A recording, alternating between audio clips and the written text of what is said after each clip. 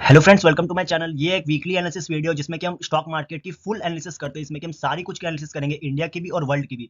तो चलिए वीडियो को शुरू करते हैं। सबसे पहले हम लोग इसमें डिस्कस करेंगे निफ्टी और बैंक निफ्टी के वीकली इंपॉर्टेंट लेवल्स और चार्ट पर देखेंगे कि कहाँ सपोर्ट और रेजिस्टेंस आ रहा है। एफआईएसडीएस की एक्टिविटी देखेंगे, उनकी पोजीशंस कैसी हो रही है। Gold, crude, dollar, USD, INR, bonds और क्रिप्टो के एनालिसिस करेंगे। यूएस, यूरोप और एशिया के मार्केट की डेटा एनालिसिस करेंगे कि वहाँ की स्टॉक मार्केट कैसा परफॉर्म कर रही है। अपकमिंग ग्लोबल इवेंट्स जो आने वाले उनकी पूरी एनालिसिस करेंगे और इंपॉर्टेंट स्टॉक्स देखेंगे नेक्स्ट वीक रडार में आपको क्या माइंड में रखना है जिसकी वजह से मार्केट में मूवमेंट हो। तो चलिए वीडियो को शुरू करते हैं फर्स्ट पॉइंट से। फर्स्ट पॉइंट है निफ्टी एंड बैंक निफ्टी की वीकली लेवल एनालिसिस, जिसमें कि निफ्टी हम जैसा कि हम देख सकते हैं निफ्टी का चार्ट है और निफ्टी 17800 के अप्रॉक्स में क्लोज हुई है, जो कि 1.3% वीक ऑन वीक अप है। और बैंक निफ्टी 42130 पर क्लोज हुई है, जो कि 2.5% वीक ऑन वीक अप है। मतलब बैंक निफ्टी ने निफ्टी को आउट परफॉर्म किया है। और अदर हैंड हम देख सकते हैं निफ्टी आईटी, जिसने निफ्टी को अंडर परफॉर्म किया है, ये 28340 पर क्लोज हुआ है, जो कि -1.5% डाउन है।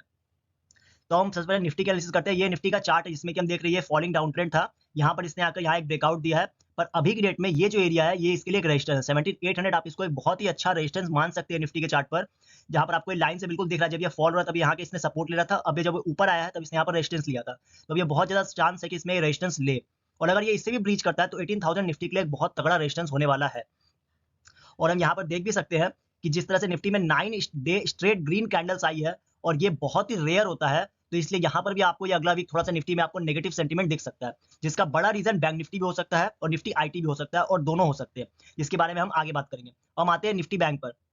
निफ्टी बैंक के लिए आपको जब ये भी फॉलिंग डाउन ट्रेंड में है, और जब ये इसका भी यहीं पर जब ऊपर से गिर रहा था तो इसने यहाँ पर सपोर्ट लिया अच्छा खासा, और अब ये वापस से आकर इसी जगह पर आकर इस लेवल को हिट किया है। तो बैंक निफ्टी के लिए इमीडिएट रेजिस्टेंस और यही एरिया होगा 42, जो हमारा फ्राइडे थर्सडे का क्लोजिंग था 42132, मींस 42200। और इसके आगे अगर अगर ये इसे भी अगर ब्रीच करता है और गैप अप वगैरह कुछ होता है तो 42500 बैंक निफ्टी के लिए एक बहुत ही तगड़ा रेजिस्टेंस होगा। मींस हमारा बैंक निफ्टी के लिए रेजिस्टेंस है 42200 और रेजिस्टेंस 2 है 42500। सपोर्ट की अगर हम बात करें तो बैंक निफ्टी का जो थर्सडे का कैंडल था उसका लो ही सबसे बड़ा सपोर्ट होगा। अगर वो ब्रीच होता है तो नीचे के लेवल्स खुल जाएंगे। और निफ्टी में अगर हम सपोर्ट की बात करें तो निफ्टी में सपोर्ट ये सारे मूविंग एवरेजेस है, जो कि मुझे लगता है कि जो इतनी बड़ी रैली आई है उसका एक रिट्रेसमेंट आपको 17500 तक दिख सकता है। और निफ्टी बैंक निफ्टी में इतना वीकनेस का मैं प्रेडिक्शन इसलिए कर रहा हूं क्योंकि मुझे लग रहा है कि इन्फोसिस के रिजल्ट्स खराब आए और एचडीएफसी बैंक के रिजल्ट्स नॉर्मल आए, और एचडीएफसी बैंक 52 वीक हाई पर ट्रेड कर रहा है। तो ये एक बहुत बड़ा रीजन हो सकता है कि शायद मंडे को प्रॉफिट बुकिंग हम देख सकते हैं। तो चलते हैं हमारे अगले टॉपिक पर, जो कि है एफआईएसडीएस की एक्टिविटी और इंपॉर्टेंट स्टैट्स की एनालिसिस। जैसा कि हम देखते हैं एफआईएस की बाइंग शुरू हो गई है, पर ये अभी बहुत ही स्लो मोड में है, और डीआईएस भी सेलिंग शुरू कर दिया। तो ये दोनों डाटा अभी एक तरह से अभी फ्लैट है। अब डॉलर इंडेक्स का हम देखें तो डॉलर इंडेक्स अच्छी तरीके से कूल आउट हो रहा है, 101.3 पर है, जो कि इक्विटीज के लिए बहुत अच्छा होता है। और आप देख भी रहे हैं वर्ल्ड की सारी मार्केट्स अच्छा परफॉर्म कर रही है। Gold on the other hand 2018 पर खड़ा है, जो कि 2000 के ऊपर है, और मेरे हिसाब से ये थोड़ा एक रिस्क फैक्टर है कि डॉलर्स, लेकिन अभी के लिए डॉलर से पैसा निकल के गोल्ड में जा रहा है, ऐसा मूवमेंट लग रहा है।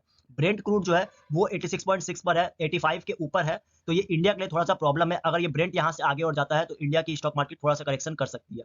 USD INR on the other hand 81.85, जो कि 81 और 83 के रेंज के हैं, मतलब कि ये ठीक ठाक है, इसमें कोई दिक्कत नहीं है। और यूएस की बॉन्ड यील्ड्स भी ठीक है, 3.5% 10 ईयर की यील्ड और 4.1% 2 ईयर की यील्ड, मतलब कि सब कुछ यहाँ मोटा मोटी स्टेबल है। बस हमें गोल्ड और ब्रेंट पर ध्यान देना है कि अगर इनमें अगर और तेजी आती है तो इक्विटीज के लिए थोड़ा सा नेगेटिव होगा। बाकी हम चलते हैं हम अपने थर्ड पॉइंट पर, ग्लोबल मार्केट एनालिसिस, जिसमें कि हम वीकली स्टैट्स देखते हैं पूरे ग्लोबल मार्केट्स की। यूएस मार्केट को जहां हम देख सकते हैं डाउ, एसएनपी और नैस्डैक तीनों के तीनों 1.5% के अप्रॉक्स में अप थे, और ये यूएस की फोर्थ स्ट्रेट वीक रैली है। तो आपको इस बात को बिल्कुल ध्यान रखना है कि 4 वीक से वहां वीकली ग्रीन कैंडल्स बन रही है, तो वहां पर भी एक अच्छा खासा इस वीक में आपको करेक्शन दिख सकता है। तो इस बात का आपको बिल्कुल ध्यान रखना है। यूरोप की मार्केट का भी सेम सीन है, 4 वीक से इनमें भी बहुत तगड़ी तेजी है, और ये भी अप्रॉक्स 0.8 से लेकर 2% तक के ऊपर है। जर्मनी की डैक्स, ब्रिटेन की फुटसी और फ्रांस की सीएससी।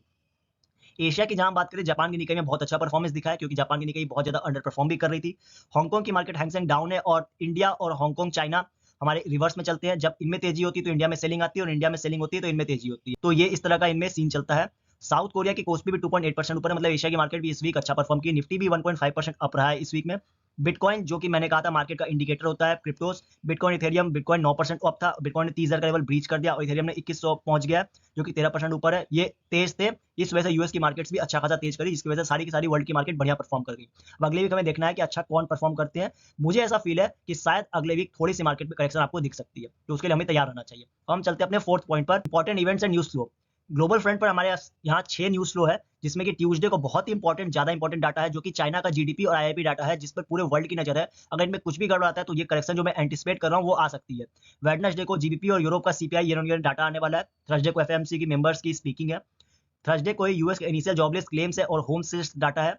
और फ्राइडे को जीपी और यूरोप की मैन्युफैक्चरिंग पीएमआई आनी है। और इंडिया फ्रंट पर हमारे पास सिर्फ एक डाटा है जो आने वाला है मंडे को, इंडिया की WPI इन्फ्लेशन आने वाली है, जिसका आपको ध्यान रखना है। और अगर इसमें कुछ गड़बड़ होता है तो मंडे से ही इंडिया मार्केट में करेक्शन शुरू हो जाएगी, क्योंकि हम निफ्टी में भी 9 दिन की रैली देख चुके हैं। तो अब ऐसे अगर करेक्शन सामने आती है तो हमें उस बात पे ध्यान रखना है। और हम चलते हैं अपने अगले पॉइंट पर, जो कि इंपॉर्टेंट स्टॉक्स आपको इस वीक के वॉच लिस्ट में रखना है। मंडे को हम थर्सडे को इन्फोसिस के रिजल्ट्स आए हैं और सैटरडे को HDFC बैंक के रिजल्ट्स आए। तो मंडे को आपको इन दोनों स्टॉक्स के रिजल्ट्स में अच्छा खासा रिएक्शन दिखने वाला है मार्केट में, क्योंकि दोनों अपने अपने सेक्टर के लीडर है। HDFC बैंक बैंकिंग का लीडर है और इन्फोसिस IT का लीडर है।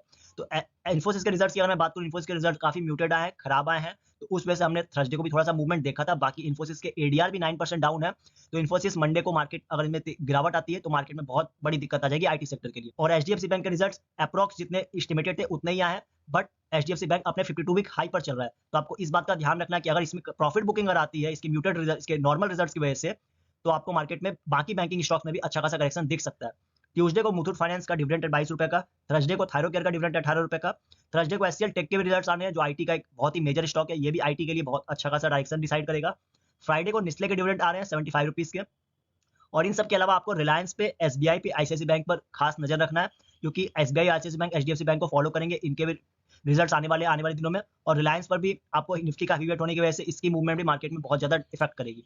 अडानी ग्रुप पर भी आपको ध्यान रखना है, जो कि मैं हमेशा बताता हूँ, क्योंकि इसमें अगर कुछ गिरावट आनी शुरू हो गई, बहुत खराब न्यूज आनी शुरू हुई, तो मार्केट में गिरावट आ सकती है। अगर ये नॉर्मल है तो मार्केट को ये स्टेबल रखने का काम करते हैं। तो ये तो दोस्तों 5 पॉइंट। अगर आपको 5 पॉइंट एनालिसिस वीडियो मेरी वीकली अच्छी लगी हो तो इस वीडियो को लाइक करें और शेयर करें। मैं मिलूंगा अगले वीडियो में, तब तक के लिए थैंक यू।